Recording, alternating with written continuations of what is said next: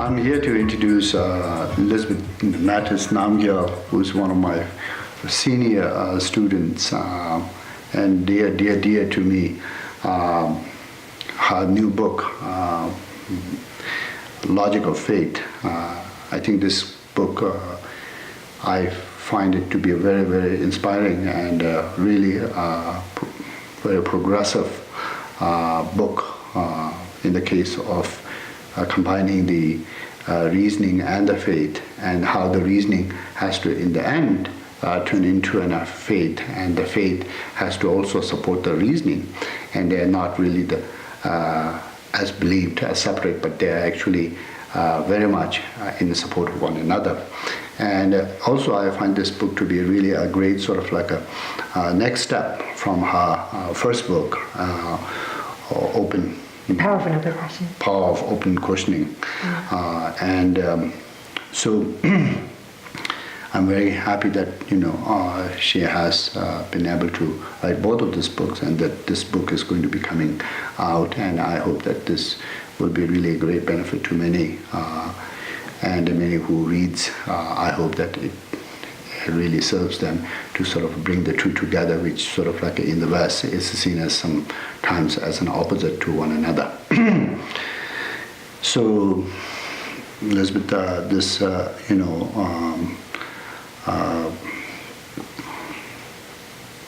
logic of faith. What is the logic part, and what is the faith part, and how do you sort of like come from the reasoning to the logic? Yeah.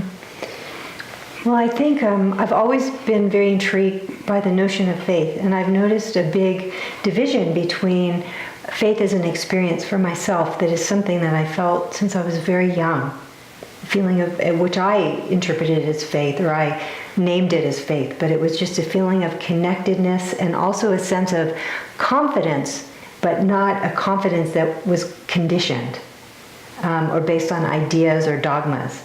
So I don't know if I had thought that all out when I was very young, but I had these bigger experiences, and I always valued those, and because I valued those, I always was in pursuit of those kind of experiences or understanding what that was. And then, as we grow older, we start to learn, pick up things in our culture, and perhaps get involved in some kind of organized religion or spiritual practice. And then I encountered, I guess, what I might call some kinds of dogmas or shoulds and shouldn'ts, and form kind of more concrete ideas about what's true and what's not true.